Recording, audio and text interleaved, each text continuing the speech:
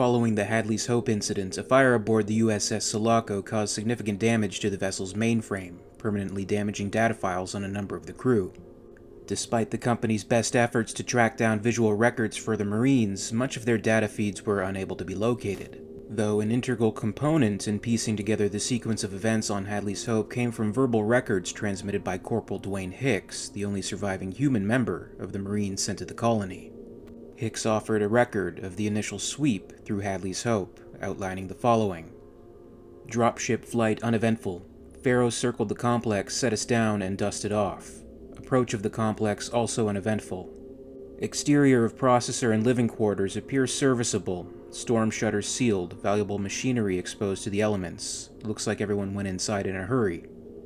Entered the interior of the complex through the north lock without incident. Outer doors required an electrical bypass to open, and inner doors were not operationally functional. Inside, a considerable level of destruction is obvious. Hanging panels, exposed tangles of wires, personal effects scattered. Structural integrity still sound. Power's still on, so visibility's good. Rain is pouring through holes in the ceiling and down through the levels of the complex.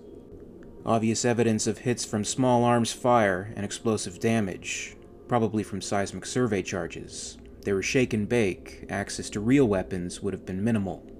Records indicate that there was a small contingent of REMF Marines here, but they're not here now, and we didn't see any evidence of serious firepower. Individual living quarters show various levels of destruction. Some have blast holes through the storm shutters. Tables are still set for dinner. Whatever hit here, hit fast. Found evidence of melted steel on one of the upper walkways consistent with reports from Ripley about creatures with acid for blood. Further into the complex toward operations, found large holes melted through walkways and floors going down multiple levels. It's clear the colonists fought back and bagged some of the creatures, but no bodies have been found, colonist or otherwise.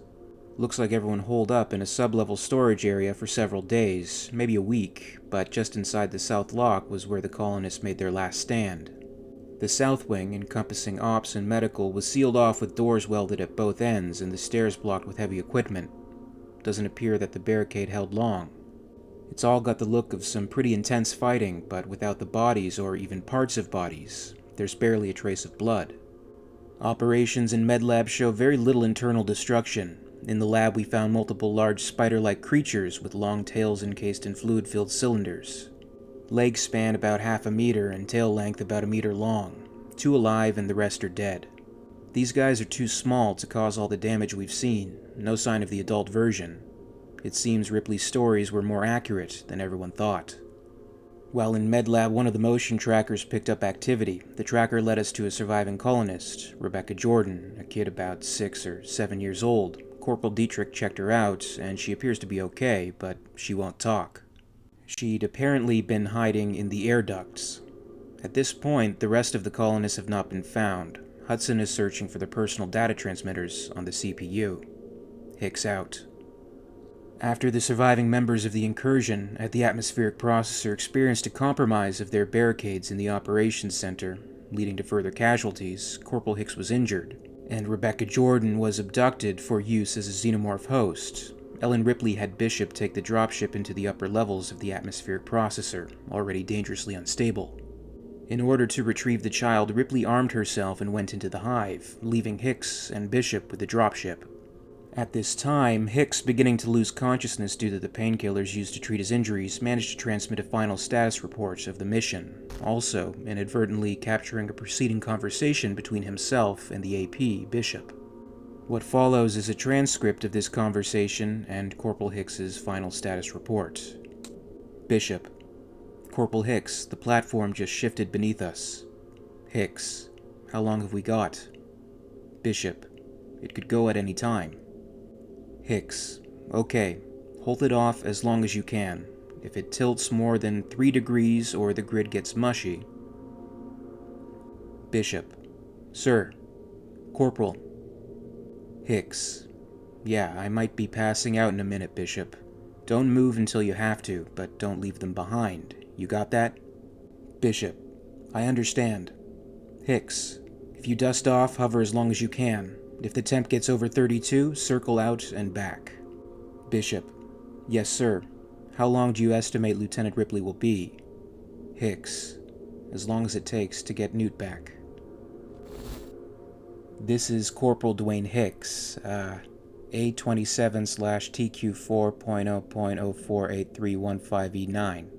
This is a status update. For what it's worth. Bishop says I'll be okay, but I don't know. I don't know if any of us will make it. I'm pumped up full of morphine. I got burned, but I wanted to get it on record that they died fighting, even Gorman. I filed a report previously on the Marines we lost at the reactor, but, PFC Hudson, PFC Vasquez, and the lieutenant. I want all of them put up for posthumous recognition along with the rest of the squad. Hudson was the first. They took him at ops. He went down firing. Vasquez got hurt in the ducts, and Gorman went back for her. The bugs were everywhere. He must have known that he was going to die if he didn't keep moving, but he went anyway. Vasquez or Gorman triggered a grenade, took some of those fuckers with him. The blast knocked the kid down into the drainage tunnels. We tried to get to her, but we were too late. One of those things took her. That's about when I got burned. Good thing I was ugly to start with. Ripley saved my ass. She got us to the ship, and now she's gone to find the little girl. Kid's got my tracker on her wrist. She's somewhere deep in the Hive, and Ripley went after her, alone. Lambs to the slaughter. That's all we were. But if anyone's got a chance of coming back with the kid, it's Ripley. She survived the alien and came back for more. The processor's gonna blow any time now, but Ripley still went after Newt. Did I say that already? That's all.